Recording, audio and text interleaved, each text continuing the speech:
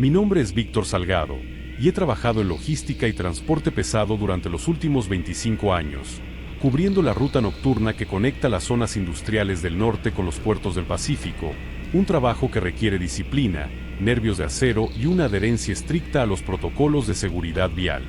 Siempre me he considerado un profesional pragmático, un hombre que entiende la mecánica de su vehículo y la física de la carretera, alguien que no cree en supersticiones ni en leyendas de camioneros fatigados. Pero lo que voy a relatar es la razón por la cual he entregado mi licencia y no volveré a subirme a una cabina jamás.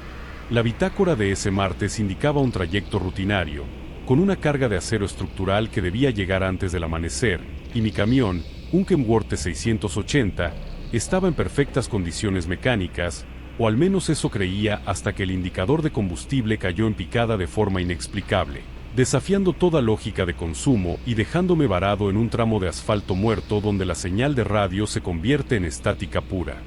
Fue entonces, justo cuando el reloj digital del tablero marcó las 3:03 de la madrugada, cuando la vi emerger de la negrura como una herida infectada en el paisaje, una estación de servicio que no aparecía en ningún mapa satelital ni en ninguna guía de ruta, brillando con una luz amarillenta y enfermiza que no iluminaba el entorno, sino que parecía absorber la oscuridad a su alrededor.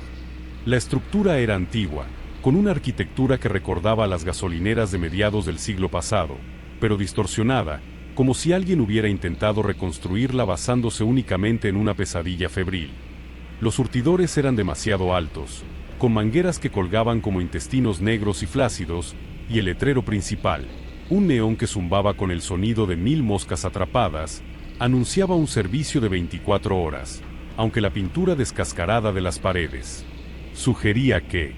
nadie había pisado ese lugar en décadas, excepto, por supuesto, por esa hora específica, esa hora maldita en la que la realidad parece adelgazar y permitir que cosas que no deberían existir se filtren hacia nuestro mundo. La necesidad de combustible superó a mi instinto de supervivencia, ese nudo apretado en el estómago que me gritaba que siguiera rodando con los vapores del tanque, así que giré el volante y metí el camión en la bahía de carga, notando de inmediato que el asfalto bajo mis neumáticos no sonaba como piedra y alquitrán, sino que emitía un crujido húmedo y blando, similar al sonido de caminar sobre carne cruda.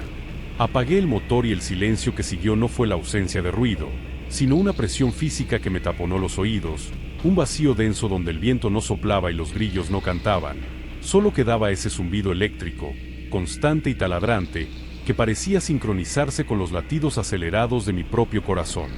Bajé de la cabina, mis botas golpeando ese suelo esponjoso que supuraba un líquido oscuro y viscoso al contacto, y el olor me golpeó de lleno. No era el aroma químico y picante de la gasolina o el diésel, sino una mezcla repugnante de cobre, ozono y algo dulzón, como flores podridas dejadas demasiado tiempo sobre una tumba abierta bajo la lluvia. Caminé hacia la pequeña caseta de cobro, mis pasos resonando demasiado fuertes en aquel silencio opresivo, y pude ver a través del vidrio sucio y grasiento una figura sentada de espaldas, inmóvil, vistiendo un uniforme de un gris indefinido que parecía fundirse con su piel. Toqué el cristal. Un golpeteo tímido que pareció disparar una reacción en cadena en toda la estructura, porque las luces parpadearon violentamente y los surtidores comenzaron a gorgotear, un sonido de succión húmeda que venía de las profundidades de la tierra, como si la gasolinera misma estuviera despertando de un letargo hambriento. La figura en la caseta se levantó, no con la fluidez de un ser humano, sino con movimientos espasmódicos y quebrados, como una marioneta manejada por alguien con manos temblorosas, y al girarse, el terror se instaló en mis huesos como hielo seco. Su rostro era una mancha borrosa, una superficie de piel lisa y cerosa donde deberían estar los ojos y la nariz, conservando únicamente una boca, una hendidura vertical cosida con alambre oxidado que se estiraba en una mueca de dolor eterno. El empleado, si es que se le puede llamar así a esa abominación, salió de la caseta deslizando los pies, arrastrando una pierna que parecía tener más articulaciones de las necesarias, y se dirigió hacia mi camión sin reconocerme, sin pedir instrucciones, actuando con una autonomía mecánica y aterradora. Intenté hablar, intenté preguntarle qué clase de lugar era este, pero mi voz se atascó en mi garganta, estrangulada por el miedo primitivo que me decía que cualquier sonido que hiciera sería interpretado como una invitación a ser devorado. La criatura tomó la manguera del surtidor más cercano, y al hacerlo, la goma negra pareció palpitar en su mano, contrayéndose y expandiéndose como una vena arterial, y cuando introdujo la boquilla en el tanque de mi camión, no escuché el fluir del líquido, sino gemidos. Miles de voces diminutas y lejanas que gritaban en agonía mientras eran bombeadas desde el subsuelo hacia el interior de mi vehículo.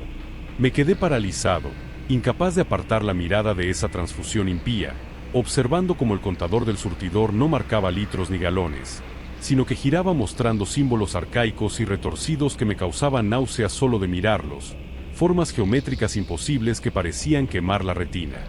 El olor se intensificó, volviéndose insoportable, una pestilencia matadero y azufre que me hacía lagrimear, y fue entonces cuando me di cuenta de que el líquido que rebosaba de la boca del tanque no era combustible. Era espeso, de un rojo casi negro, coagulándose al contacto con el aire frío de la madrugada, y manchaba el costado inmaculado de mi camión con patrones que parecían rostros gritando. La criatura, el despachador, giró su cabeza hacia mí, el cuello crujiendo como madera seca partiéndose, y aunque no tenía ojos, sentí su mirada pesada y depredadora recorriendo cada centímetro de mi cuerpo, evaluando mi carne, midiendo mi miedo, saboreando el pánico que sudaba por mis poros. Retrocedí, tropezando con mis propios pies, y mi espalda chocó contra algo duro y frío. Al girarme, vi lo que en mi prisa no había notado antes. Detrás de la estación, en la penumbra donde la luz amarilla no llegaba, había docenas de vehículos aparcados, coches familiares, motocicletas, otros camiones de carga, todos en distintos estados de descomposición, pero no por óxido, sino que estaban siendo digeridos. El metal de los autos se había ablandado, fusionándose con la tierra negra, y a través de las ventanas rotas pude ver que los asientos estaban ocupados por bultos envueltos en una sustancia similar a una telaraña grisácea y pulsante. Eran los conductores, los viajeros perdidos, los que habían cometido el error de detenerse después de las 3 de la mañana. Estaban siendo drenados, conectados a la estación por tubos translúcidos que salían de sus bocas y se hundían en el suelo, alimentando los depósitos subterráneos con su esencia, convirtiéndolos en el mismo fluido maldito que ahora llenaba mi camión.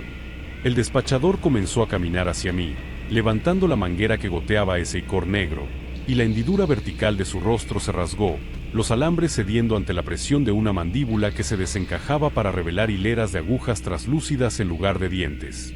El sonido que emitió no fue un grito, fue una frecuencia, un chirrido agudo que hizo vibrar mis muelas y estallar los cristales de mis gafas de seguridad, dejándome medio ciego y desorientado.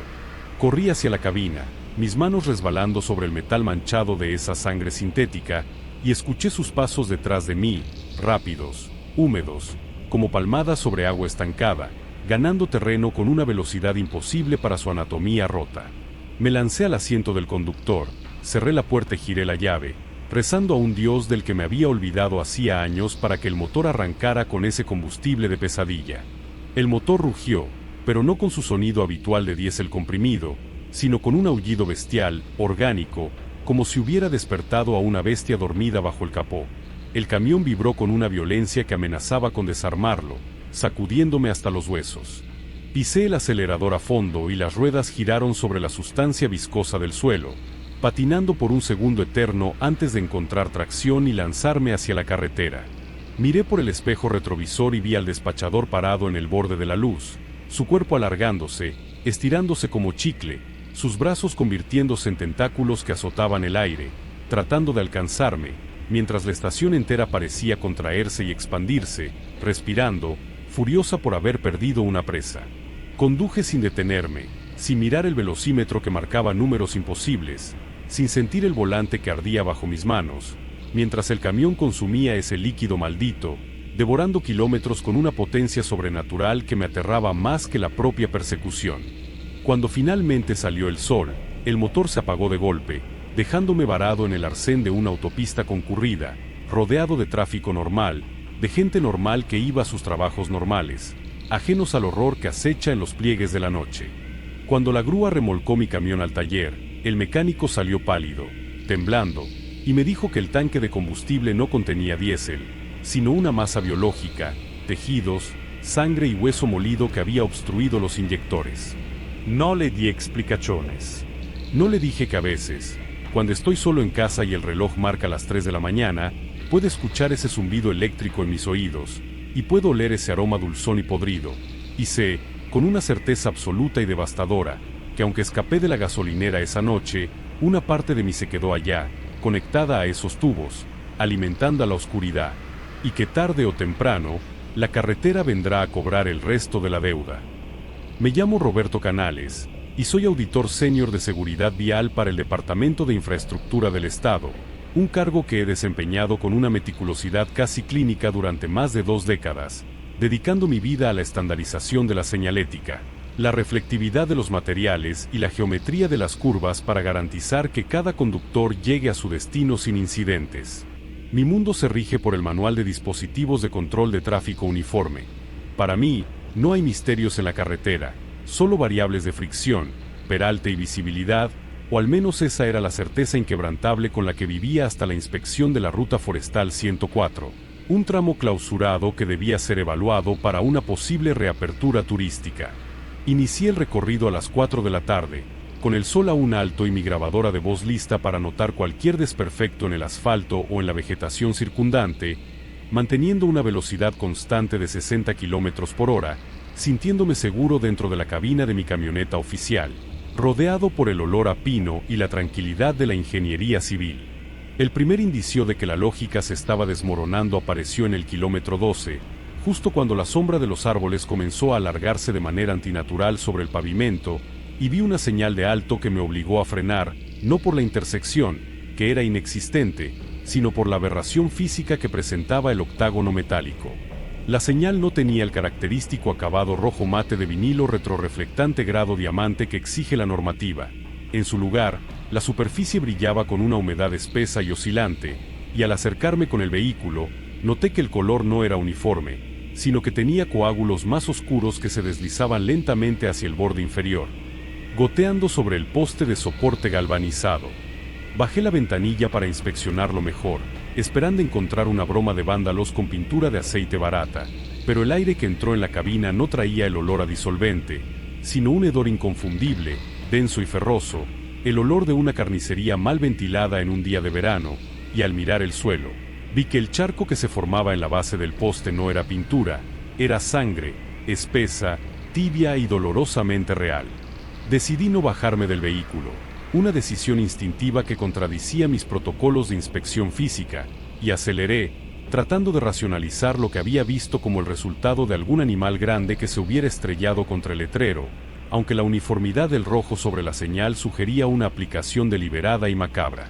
Sin embargo, a medida que avanzaba, la carretera comenzó a estrecharse, los árboles parecían inclinarse hacia adentro formando una bóveda asfixiante que bloqueaba el cielo, y las señales preventivas, esos rombos amarillos que deberían advertir sobre curvas o derrumbes, cambiaron. La siguiente señal, ubicada en una recta perfecta, no mostraba una flecha negra sobre fondo amarillo. El fondo era de un tono pálido, enfermizo, similar al color de la piel humana drenada de vida, y el símbolo en el centro no era pintura negra, sino una costra marrón y rugosa que formaba la palabra corre. La textura del letrero era orgánica. Podía ver poros y vellosidades diminutas bajo la luz de mis faros que ahora eran la única fuente de iluminación en un mundo que se había vuelto repentinamente nocturno.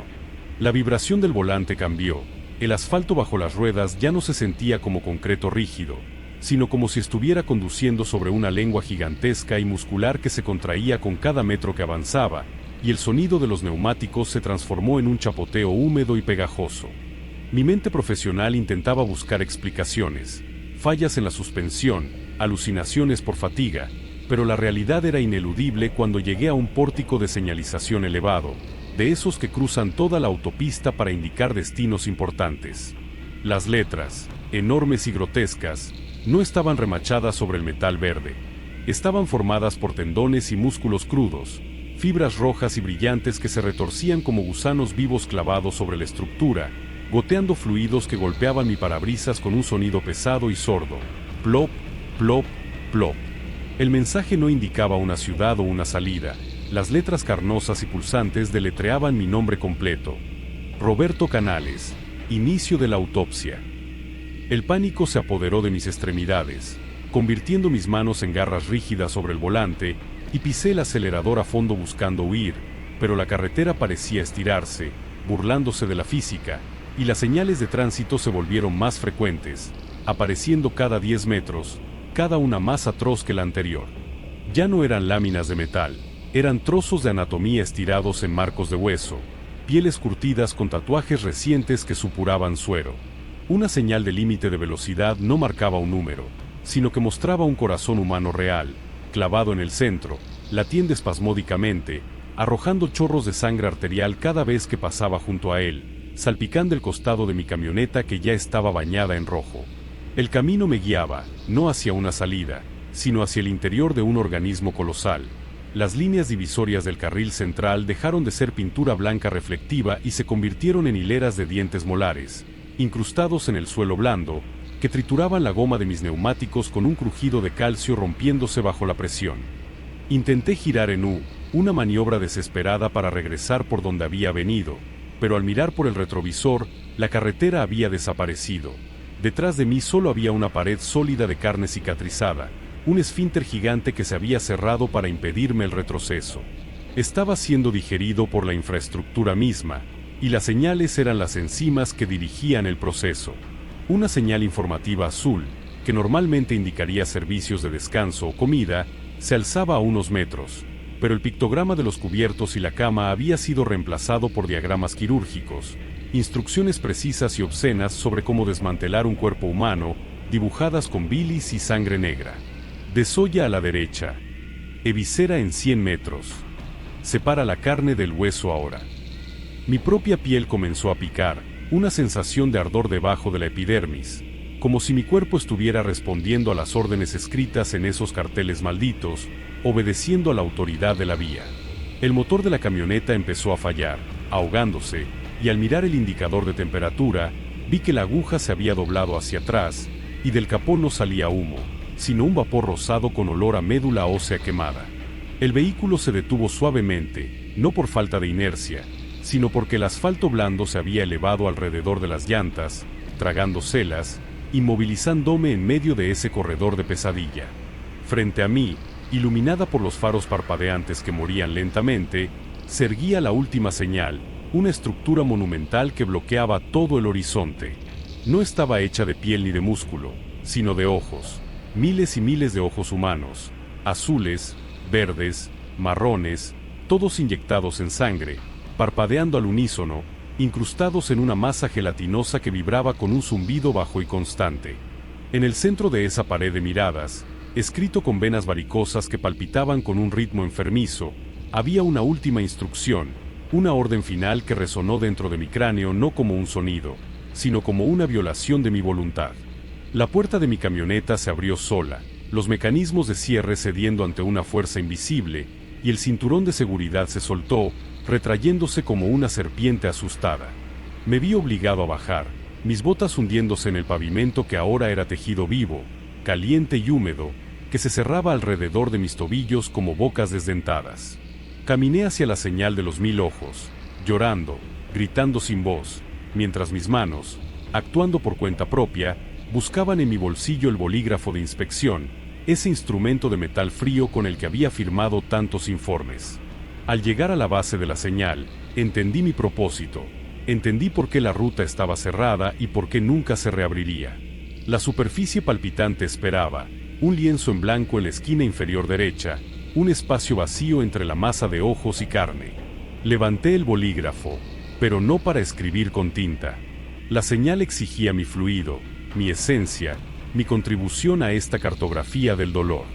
Comencé a escribir, rasgando mi propia piel para usar la sangre como medio, transcribiendo las normativas de un infierno burocrático, convirtiéndome en el nuevo auditor de esta autopista de la perdición,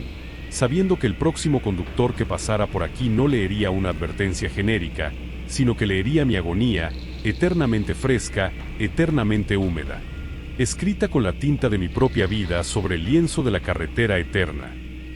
Soy Esteban Rojas, ingeniero acústico especializado en aislamiento sonoro para infraestructuras viales, un hombre de ciencias exactas, de decibelios y frecuencias, acostumbrado a medir el mundo con micrófonos de precisión y software de análisis espectral.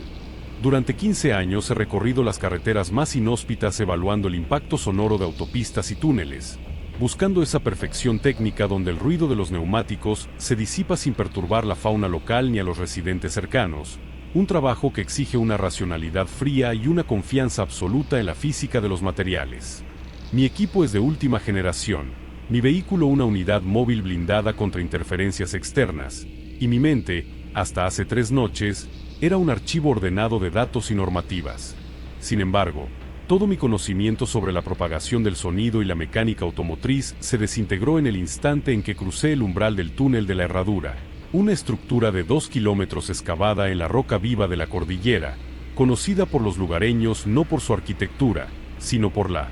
inexplicable cantidad de vehículos que entran y jamás se registran en la salida.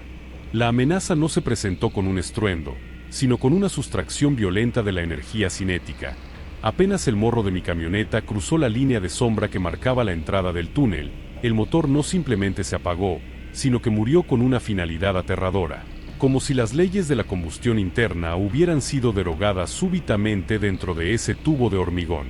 El tablero digital se fue a negro sin parpadeos, la dirección hidráulica se endureció convirtiéndose en piedra bajo mis manos, y lo más inquietante, la inercia que debería haber mantenido el vehículo rodando por cientos de metros desapareció en un segundo, deteniendo la camioneta en seco, clavada al asfalto como si un imán gigantesco bajo la carretera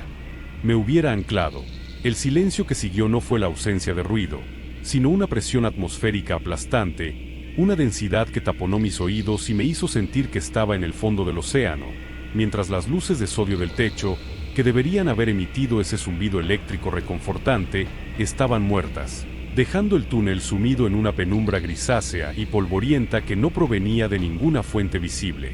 Intenté girar la llave, un acto reflejo de cualquier conductor, pero el mecanismo de ignición se sentía suelto, desconectado de cualquier realidad mecánica, y al golpear el volante con frustración, el sonido no resonó. El golpe fue seco, plano, absorbido instantáneamente por las paredes curvas del túnel, como si el aire mismo hubiera perdido su capacidad de transportar ondas sonoras. Miré por el espejo retrovisor esperando ver la luz del día en la entrada, pero solo había una pared de negrura sólida, una opacidad que no era natural, como si el túnel se hubiera cerrado detrás de mí, sellándome en una cápsula de tiempo estancado. Decidí bajar del vehículo, armado con mi linterna táctica de alta potencia, pero cuando pulsé el interruptor, el haz de luz no cortó la oscuridad, sino que apenas logró mancharla, cayendo al suelo a medio metro de mis pies como un líquido derramado. Incapaz de penetrar la densidad de ese aire viciado que olía a ozono quemado y a polvo de piedra antigua. Caminé hacia la pared lateral buscando una cabina de emergencia SOS, mis pasos resonando con un crujido de lija sobre el pavimento, y fue entonces cuando noté la textura de las paredes. El hormigón no era liso ni frío, estaba tibio y exudaba un polvillo fino y gris, una ceniza volcánica que se adhería a mi piel y me secaba la garganta con cada respiración. Encontré la caja naranja del teléfono de emergencia, pero la puerta metálica no tenía bisagras ni manija, estaba fusionada al marco como si el metal se hubiera derretido y vuelto a solidificar en una sola pieza lisa. Golpeé la caja con la linterna y el metal se abolló con una facilidad absurda, revelando que debajo de la capa de pintura naranja no había acero, sino una sustancia porosa y quebradiza, similar a hueso calcificado, y del interior no salieron cables ni circuitos, sino una bocanada de aire gélido que traía consigo susurros. Miles de voces superpuestas hablando en un tono monótono y sin emoción. Al alumbrar más allá de mi camioneta, hacia la profundidad del túnel, empecé a distinguir siluetas, formas rectangulares y bajas distribuidas a lo largo de los carriles, y al acercarme, el horror se asentó en mi estómago como un bloque de plomo. Eran automóviles, docenas de ellos, sedanes familiares, camiones de carga, motocicletas, todos detenidos, pero no estaban aparcados, estaban en proceso de ser asimilados por la estructura. Los neumáticos de un sedán rojo cercano no estaban desinflados, se habían convertido en charcos de caucho sólido que se fusionaban con el asfalto. La carrocería de metal había perdido su brillo y adquiría la textura rugosa y gris del cemento de las paredes, y los cristales de las ventanas no eran transparentes, eran de un cuarzo lechoso y opaco. Me acerqué a la ventanilla del conductor, frotando la superficie nebulosa con mi manga, y lo que vi dentro me hizo retroceder tambaleándome, ahogando un grito que el túnel devoró antes de que saliera de mis labios. El conductor estaba allí, con las manos en el volante, pero no era un cadáver en descomposición, era una estatua de ceniza compacta, Una figura gris y polvorienta que mantenía la expresión de sorpresa eterna, con la boca abierta en un grito silencioso, fusionándose lentamente con él. Asiento, convirtiéndose en parte de la arquitectura geológica del túnel. La comprensión me golpeó con la fuerza de un derrumbe. El túnel no era una vía de paso, era un organismo litológico, una entidad de piedra y oscuridad que se alimentaba de la inmovilidad, que drenaba la energía cinética y térmica de todo lo que entraba para expandir su propia masa. Sentí que mis propias botas comenzaban a pesar más de lo normal, que la suela de goma se sentía pegajosa contra el suelo, no por suciedad, sino porque la carretera estaba empezando a reclamarme, tirando de mí, endureciendo las fibras de mi ropa, convirtiendo la tela de mis pantalones en algo rígido y quebradizo.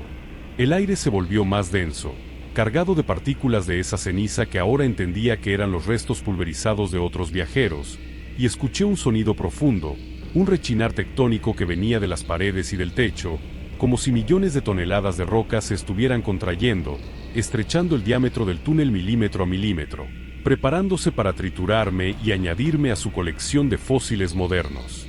Corrí hacia mi camioneta, mis articulaciones chirriando con una rigidez dolorosa, sintiendo como mi piel se volvía seca y tirante, como pergamino viejo, y al llegar a la puerta del conductor, el metal estaba hirviendo de frío, quemando mis dedos con una helada absoluta.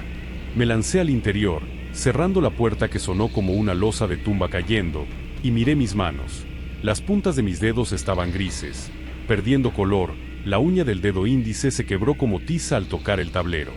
El túnel crujió más fuerte, un estruendo de avalancha contenida, y las luces de sodio muertas en el techo comenzaron a gotear, no líquido, sino sombras espesas que caían sobre el parabrisas y oscurecían mi visión. Sabía que el motor no encendería por medios mecánicos, sabía que la física estaba muerta aquí, así que hice lo único que mi mente fracturada pudo concebir. Grité, liberé toda la energía sonora que tenía en mis pulmones, un alarido de terror puro y primario, buscando romper la estática, buscando generar una vibración tan violenta que sacudiera la parálisis de este lugar maldito. El sonido de mi propia voz rebotó dentro de la cabina, amplificándose de forma imposible, haciendo sangrar mis oídos, y por un microsegundo, esa energía acústica pareció despertar algo en la máquina. El motor tosió, no con combustión, sino con una vibración simpática, y el vehículo dio una sacudida brutal. Pisé el acelerador a fondo, sintiendo como las llantas se desgarraban al despegarse del asfalto que intentaba tragarlas, y la camioneta avanzó a trompicones, raspando los costados contra las paredes que se cerraban, aplastando los espejos retrovisores, mientras yo veía pasar las filas de coches calcificados, las estatuas de ceniza girando sus cabezas rígidas para mirarme con cuencas vacías y acusadoras. La salida apareció no como una luz, sino como una grieta en la realidad, un desgarro por donde se filtraba el mundo real, y atravesé ese umbral con el metal de mi techo chillando al ser comprimido por el arco final del túnel. Salí disparado hacia la luz del atardecer, el motor cobrando vida de golpe con un rugido ensordecedor, y perdí el control, derrapando hasta detenerme en la gravilla del arcén, a kilómetros de la boca del túnel. Me quedé allí, temblando, tocándome la cara para asegurarme de que mi piel seguía siendo carne y no piedra. Pero aunque estoy a salvo, aunque estoy bajo el sol, el silencio no se ha ido. Ahora, cada vez que hay una pausa en una conversación, cada vez que el ruido del tráfico cesa por un instante en la ciudad, escucho ese rechinar de rocas, siento el peso del hormigón sobre mi pecho, y noto, con un terror que me impide dormir, que el polvo gris nunca salió del todo de mis pulmones, y que cada vez que exhalo, una pequeña nube de ceniza sale de mí, recordándome que una parte de mi ser se quedó allá adentro, convirtiéndose lentamente en parte de la estructura, esperando el día en que el túnel decida reclamar el resto.